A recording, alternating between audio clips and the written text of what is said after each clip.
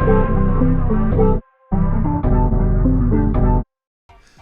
everyone, Jay Fez here. Thank you so much for coming back and tuning into another video. We are still talking about Marincess monsters. The Marincess deck is one that I keep tinkering with. I keep coming up with different iterations. Of course, Natsu Fairy Tale Pot. He's the one that's helping me out so much with this. He keeps coming back to Small World. He keeps pushing that on me, but that's because he did say when a Small World came out, he looked at the card, he said this is worth 50 bucks. He said that back when it was worth 5 bucks, and now it is currently worth 40 bucks, I think. So it's getting up there. He's pushing that. I feel bad that I couldn't get that card sooner. But you know what? Shit happens. But that's besides the point. I'm going to be talking about the Marincess deck and what to do with it pre-support. So I am a little bit sad, a little bit salty, because the Duelists of the Abyss actually don't come out until maybe March, April, May, somewhere around there. It came out in the OCG in Japan, so if you watch my previous video, sorry about that. I'm just dumb. And that's exactly what I said in the previous video, is that sometimes I just won't actually know what I'm talking about. So we're continuing. We're gonna keep going with the theme of this channel. So in saying that, yeah, I'm focusing on a deck that is pre-support and that can work on its own without those great cards that are coming out. Aqua Argonaut, Coral Triangle, great cards for getting a trap into my hand and for getting a negate. This time around with the deck that I'm going for is to put up a board that is kind of pseudo control. It's just something that the opponent has to try to break, and if they don't do their best at it, then I'm gonna come back on my second turn and throw up Access Code Talker. So let's go ahead and get into it. Okay, here is my deck that I think I am going to run with all its glory. What I was looking at before that I didn't get to really save footage of because I didn't like it. One concept that I did have in mind was having Moaling Glacier in my deck and ending with a Great Bubble Beef. A Great Bubble Beef put up there that is unaffected due to Marincess Battle Ocean and having been link summoned using Crystal Heart as material. That, I mean, that's what I'm always looking for, and I can do that just about. I'm pretty sure I can do that through 2 hand traps. I'm pretty sure I can still do that. But you know, getting a Totally Awesome out there next to it is always gonna be, you know, the top of the top. That's what I want. With the Moaling Glacier in mind, on the way there, if I drew Moaling Glacier or if I Pot of Desires and got Moaling Glacier into my hand that way, I was always very wary of, do I have 5 water monsters in the graveyard? And real quick, we did have our first ever locals tournament. It was just among Natsu Fairy Tale Pot and myself and his friends. And it was a great time. It was my first ever tournament, even amongst friends. And I really got to learn a lot more about, you know, dueling in person. I've always just been dueling online or against Leo, where we just, you know, we're just there for an hour in one single match because we're just goofing around. But it was a really great time. I did capture some footage, but I'm just very plainly, I lost the footage. That's what happened. I'm gonna get yelled at.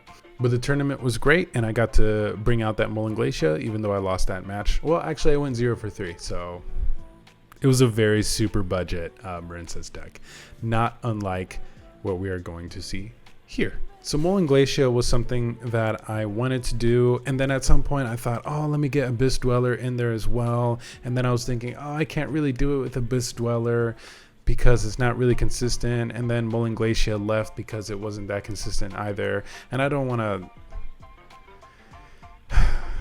to rely on Small World. Even though I'll have like 6 through Small World, I would have 6 Signet Minings. But then the problem becomes, you know, what if I am trying to get Silent Angler into my hand? And in my hand, I have Small World, and then I have Marincess Seahorse. Let's say that. And then something that only has one thing in common with Shtana, That'll be, you know, because of water. Right? Nothing else is in common. It's just that they're both water monsters. But then I'm trying to get the Silent Angler, but all of a sudden they're both water and level 4 monsters.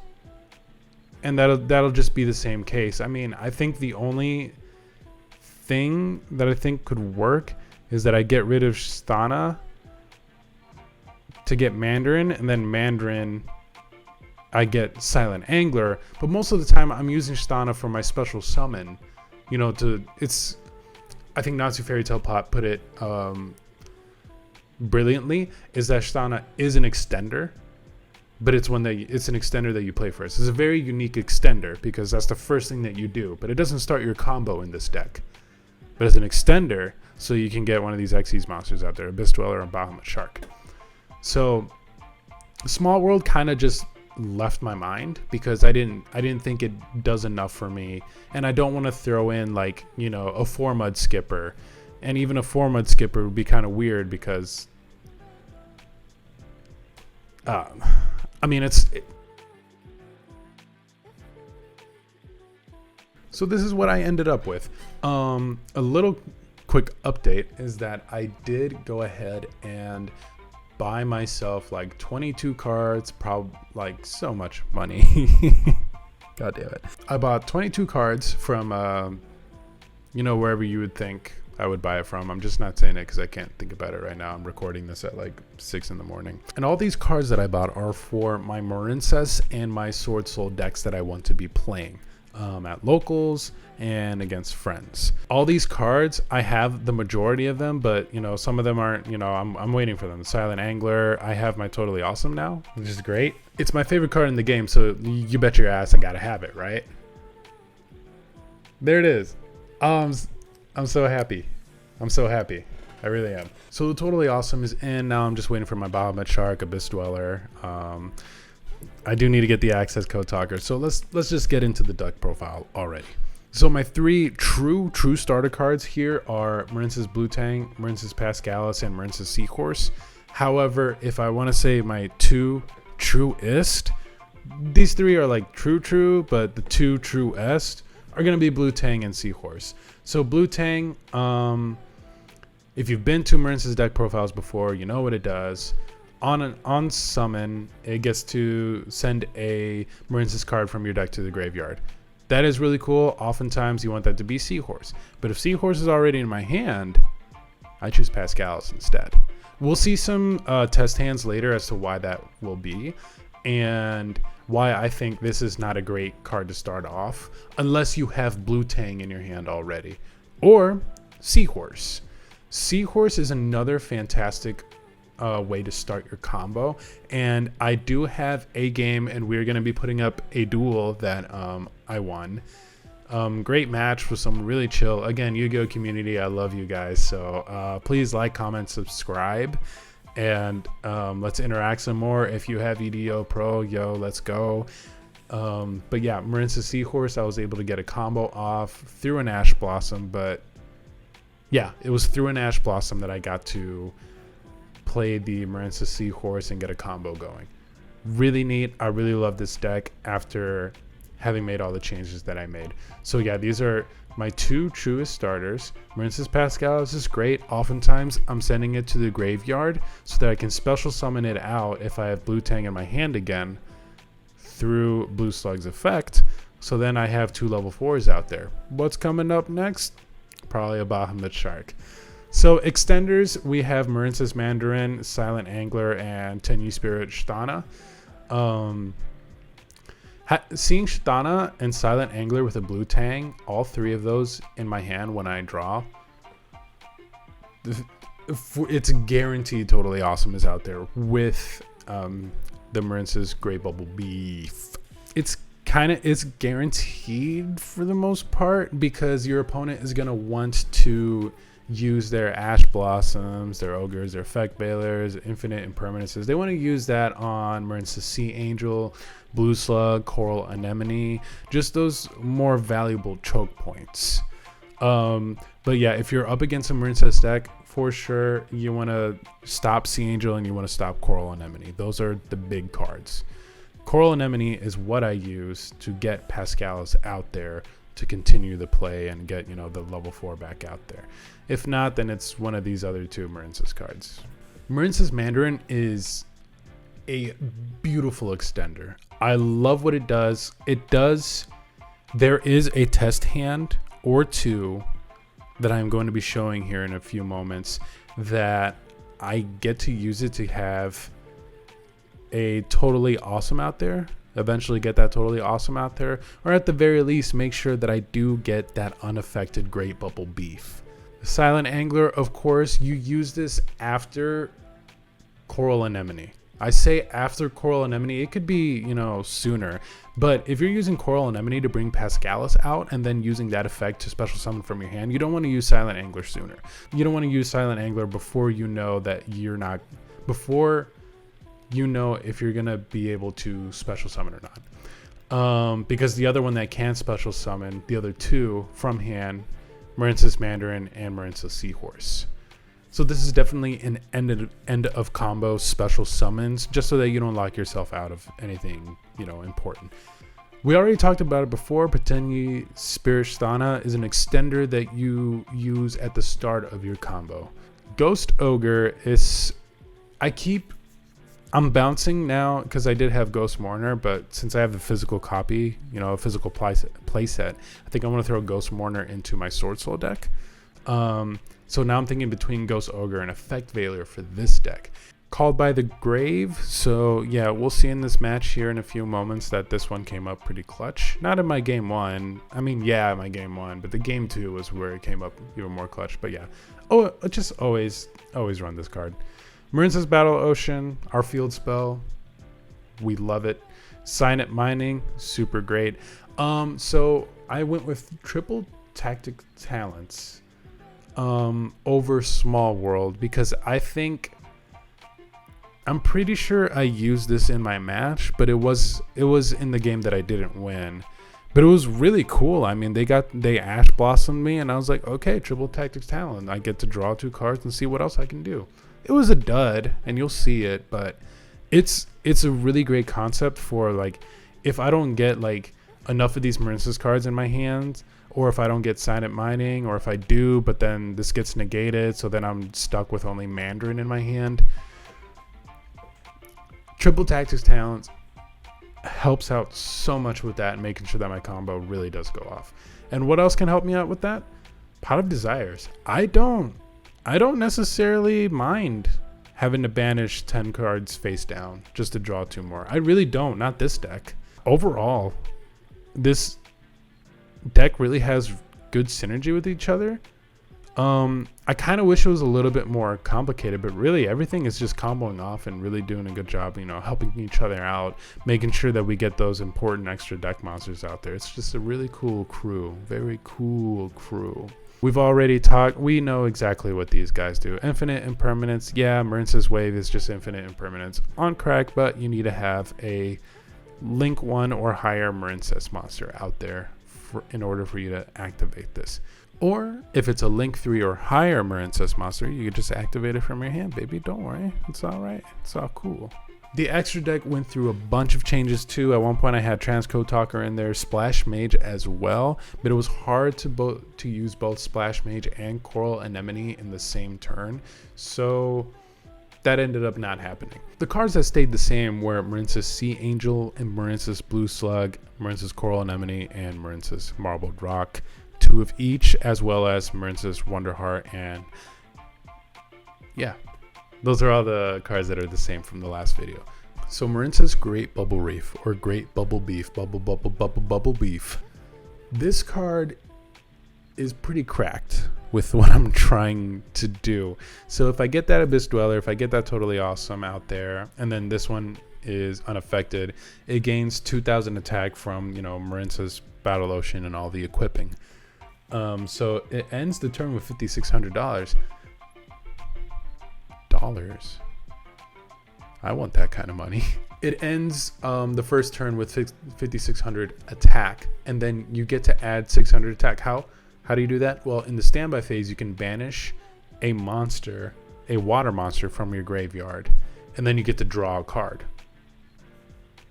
that's pretty great, especially if that card ends up being another Marincess wave, or maybe your Ghost Ogre, or literally any Marincess card. I mean, any card is cool because then you can look forward to your next phase. I mean, they still have to worry about how do you get rid of the Marincess Great Bubble Reef, how do you get rid of the or how do you play through the Totally Awesome, and then if they're heavy on the graveyard effects, then how are they going to work around Abyss Dweller?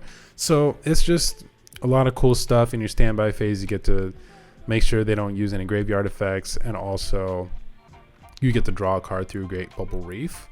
And this effect can't be canceled if you're unaffected by card effects. So you get a free card, also plus 600, because each time a monster is banished face up, each time a monster is banished face up, this card gains 600 attack until the rest of the turn. So that's 5,200 until the rest of the turn. I emphasize each time a monster is banished face up is because, yes, the opponent, if they banish a monster face up, Great Bubble Beef gets to gain 600 attack. This was super cool against Dinos. That was my game one. It was against Natsu Fairy Tail. Who would have guessed? We rolled against each other for that one, and we drew each other in the first round. That was really cool. And against his Dinos, he did 3 banishes after I put up his board, after I put up my board, apologies, and I got a free 1,800 attack on me. So he had to find his way out of that one. So Access Code Talker is another card that I threw in here because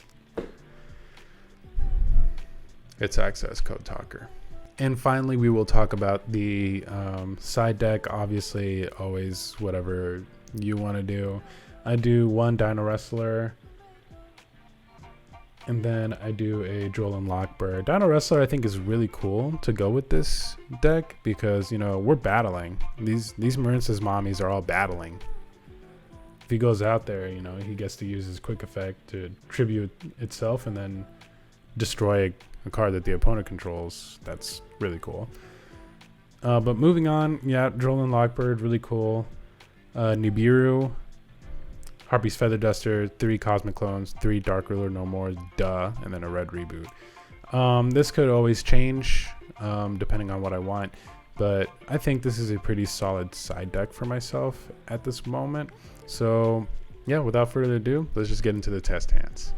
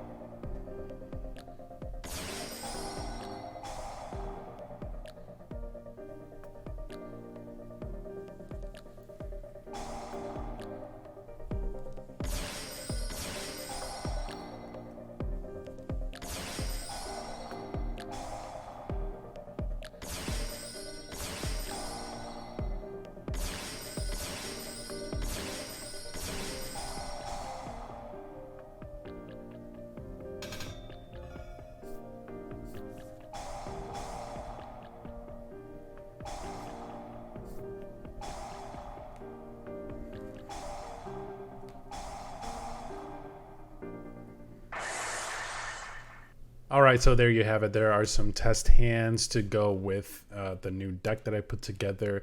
And then with the deck profile that I showed you, there was one game that I played against that Lyrilusc deck. My first time going against them, so that was really fun to get to learn what they're all about.